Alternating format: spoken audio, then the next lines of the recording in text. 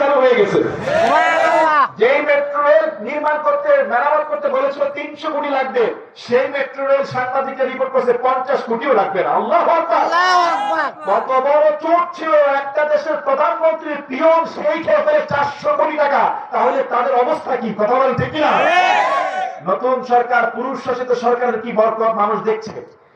এই যে নারীর আন্দোলন আমরা ছিলাম, কোনো উন্নত হয় নাই। মাত্র 1 মাসের ভিতরে ঢাকা এয়ারপোর্ট পরিবর্তন হয়ে গিয়েছে।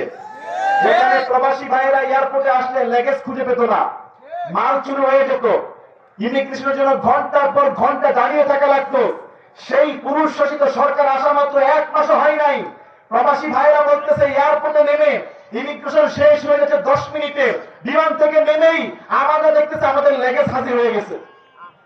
যেখানে আগে লেগেজ খুঁজে পাওয়া যেত না, ব্যাগ খুঁজে পাওয়া যেত না, বিমান থেকে নেমেই দেখতেছে বেল্টের মধ্যে লাগেজ চলে আসছে। কোন লাগেজ